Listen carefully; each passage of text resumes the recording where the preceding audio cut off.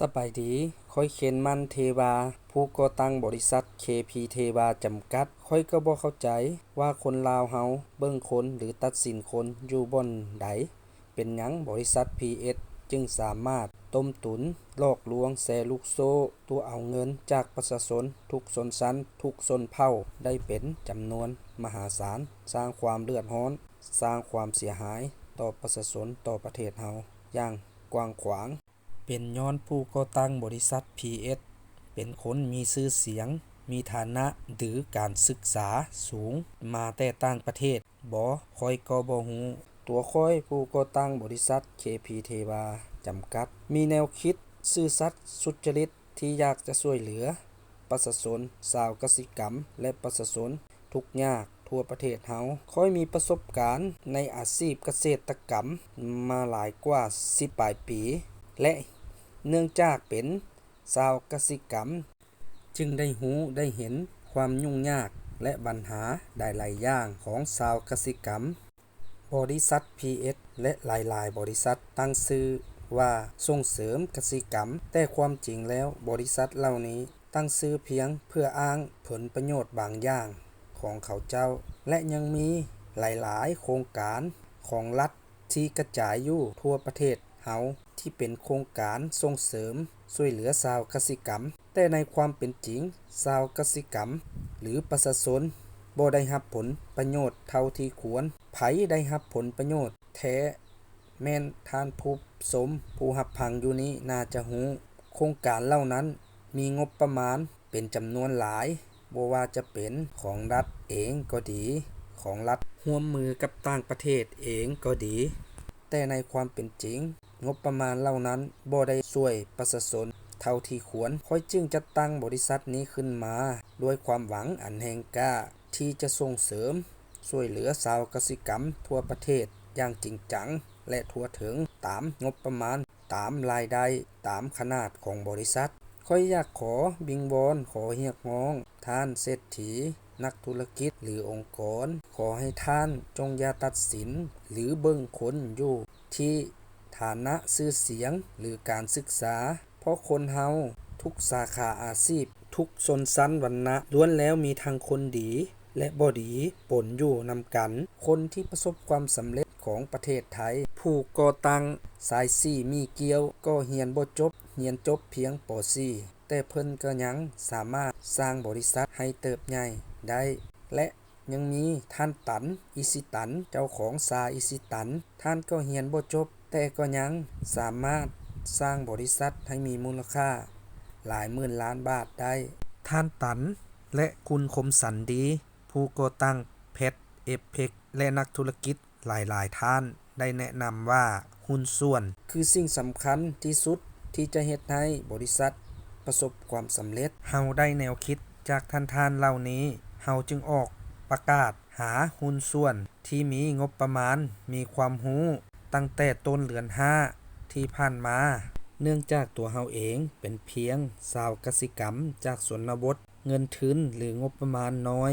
และก็ขาดความรู้ใดๆด้านจึงอยากได้หุ้นส่วนที่มีงบประมาณและความรู้ในด้านที่เฮาบ่มีร่วมกันชี้นำองค์กรให้เติบใหญ่เคียงคู่กับการช่วยเหลือประชาชนชาวกสิกรรมและประชาชนทั่วไปในลาวเฮา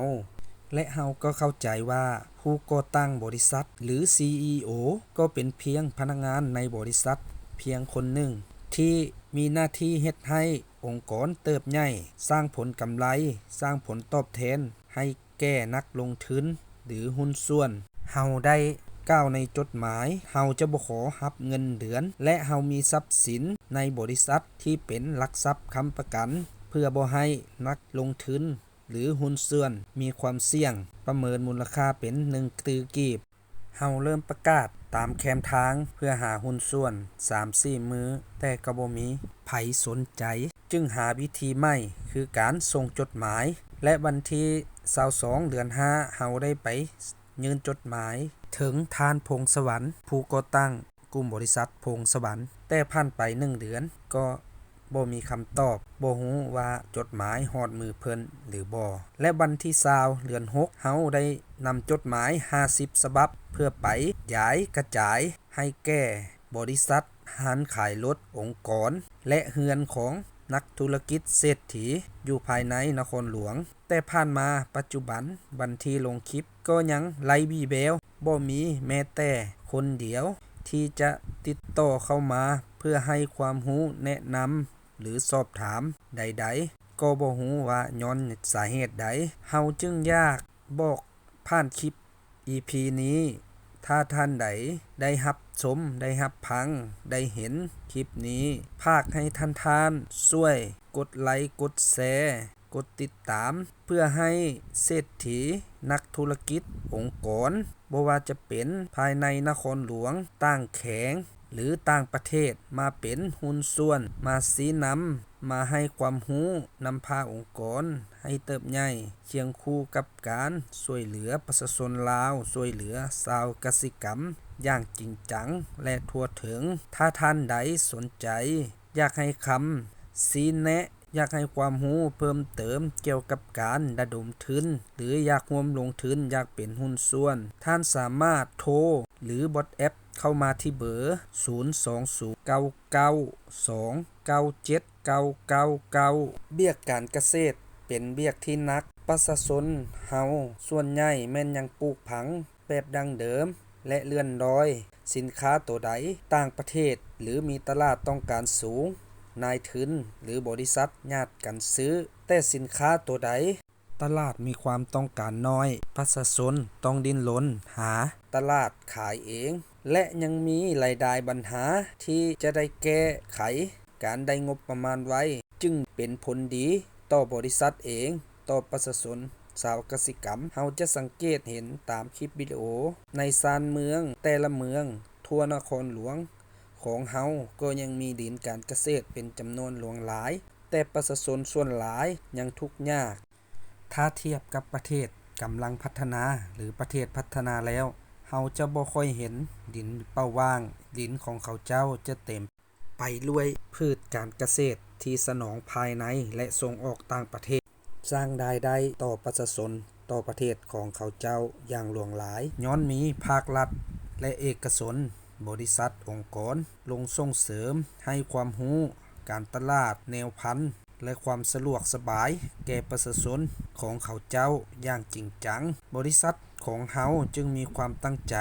ที่จะเป็นบริษัทจุดเริ่มต้นที่จะเปลี่ยนแปลงพัฒนาการเกษตรของลาวเฮาอย่างจริงจังเพื่อเฮ็ดให้สินค้าการเกษตรสร้างรายได้ให้แก่ประชาชนให้แก่ประเทศเฮาสนองภายในและส่งออกต่างประเทศสินค้าการเกษตรก็เป็นปัจจัยหลักของการดำรงชีวิตของคนทั่วโลกถ้าประชาชนลาวเฮามีความรู้มีเทคนิคในด้านการเกษตรที่หลายขึ้นก็จะสร้างอาชีพสร้างรายได้ที่มั่นคงให้แก่ประชาชนลาวเฮาลดผ่อนความทุกข์ยากเฮ็ดให้ประเทศพัฒนาขึ้นถ้าได้งบประมาณมาเฮาจะสุมใส่การสร้างรายได้และกำไรเข้าบริษัทจะบ่นำเงินไปสร้างสำนักงานอาคารหรือสิ่งต่างๆที่บ่เพิ่มมูลค่าและขอย้ำภาคถึงท่านเศรษฐีนักธุรกิจองค์กรทั้งภายในนครหลวงต่างแขงหรือต่างประเทศที่ได้รับชมรับฟังคลิปนี้ได้ยินเสียงประกาศหรือได้รับจดหมายขอให้ท่านเปิดโอกาสให้บริษัทแห่งนี้ด้วยปัจจุบันบริษัทยังบ่ทันมีพนักงานบัญชีและบัญชีธนาคารเพราะรอท่าให้เป็นคนของท่านและให้ท่านเลือกเองเฮาบ่มีความรู้เรื่องการซ่อโกงผ่านบริษัทเฮาจึงให้ท่านปิดช่องทางการซ่อโกงทั้งหมดเพราะจุดประสงค์และความตั้งใจอันแห่งกล้าของเฮาคือเฮ็ดให้บริษัทประสบความสำเร็จเติบใหญ่และช่วยเหลือสังคมช่วยเหลือประชาชนชาวกสิกรรมประชาชนผู้ทุกข์ยากให้ได้หลายเท่าที่จะเฮ็ดได้ยิ่งมีเศรษฐีนักธุรกิจองค์กรหลายๆท่านมาร่วมลงทุนมาเป็นหุ้นส่วนออกคำคิดคำเห็นนำกันยิ่งเป็นการดีขอขอบใจ